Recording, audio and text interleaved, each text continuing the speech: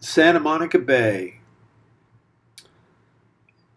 This is a product of pole-to-pole conservation, and it's an amazing part of California, Southern California, typical of every western side of continents. It's got upwelling, which means cold water comes up and delivers nutrients, which cause algal blooms and draw in birds that are migrating through, like these scoters, stop and have a rest and have a feed. It's actually an extension of a desert on land out into the ocean. Quite beautiful, really. Almost every day, the sun's out, low humidity, clear water, clear sky, and then the action starts. A few California sea lions, but the main attraction really are the dolphins, the bottlenose dolphins. This is Tursiops truncatus. It's found all over the world. It's made famous in the TV show Flipper because they're very easy to train. Well, actually, all dolphins are easy to train if you have them in captivity. But these live near the coast. They're easy to catch.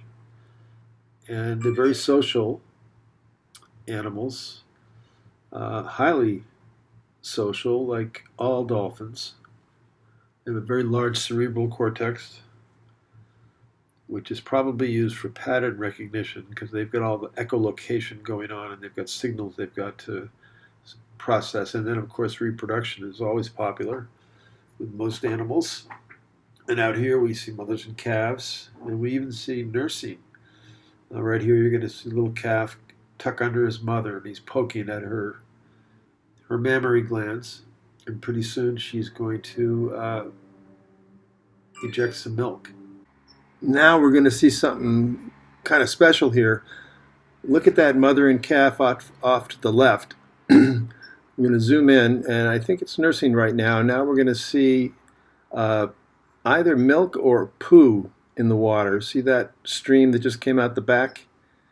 That is either milk because it's white, or it's defecation by the calf.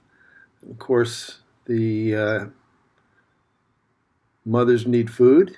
Here's some of the food you might find around here that they would eat. Some eels of some sort.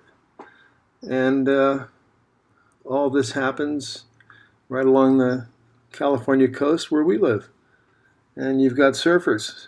This is one of the popular surf spots by Pacific Coast Highway and Sunset Boulevard.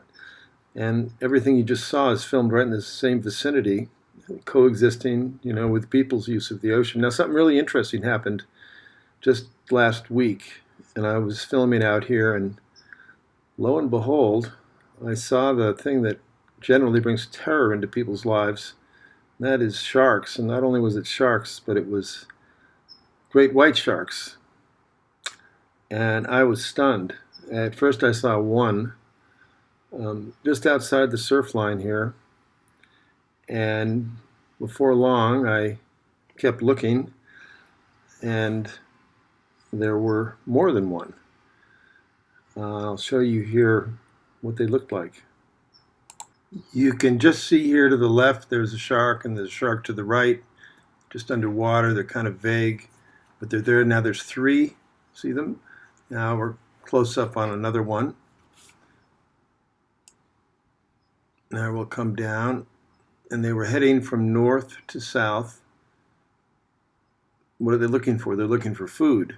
The juveniles. This is a nursery ground, I learned. And what they really like to eat are the California sea lions, like we saw one earlier, but sometimes they'll aggregate in these larger groups. And this is the preferred food. Sometimes they get confused and people get bitten, but they're never after people. They're really after this kind of an animal.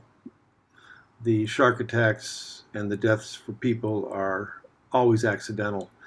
So I called the lifeguard station here, alerted them to the fact that there was 5, 7 or 8 foot long juvenile great white sharks swimming down the beach towards a very populated place where people were swimming, and they acted quickly, and they got people out of the water and got some helicopters in the area, so all ended very well.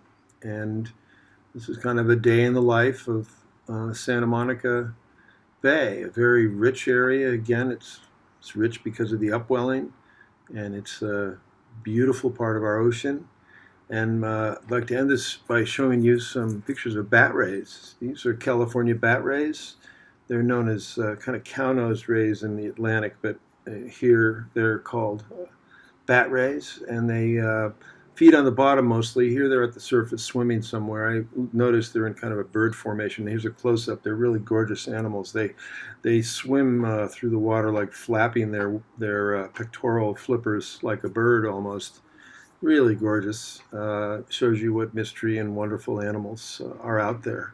And this is just one kind of ray. There's many rays in the ocean. There's the famous Manta Ray, the giant Manta Ray. There's stingrays. There's a whole variety of these kinds of animals. They're among my favorite that you will find out in the ocean. Sometimes solitary, like the giant mantas are usually solitary. Other times they'll school up. Sometimes I've seen this kind of ray up in the thousands together, way offshore. But it are amazing things to see out there when you have the time, and I encourage you all to go have a look, because we coexist with the ocean, and we live on the land, they live where they are, and we need to respect each other's space. And the area along the west coast of California is a very important area because of the upwelling I mentioned earlier, and I'll kind of leave you with a parting shot of bat rays and hello coastline. Here we are. On the left is the wildlife that we've just seen. On the right is where we live. And we are actually part of this larger system. In many ways, we are wildlife. We've just moved all around the planet now and live just about everywhere. And this is what pole-to-pole conservation is about, is making this relationship work so that everybody can survive and thrive. Thank you very much for your time.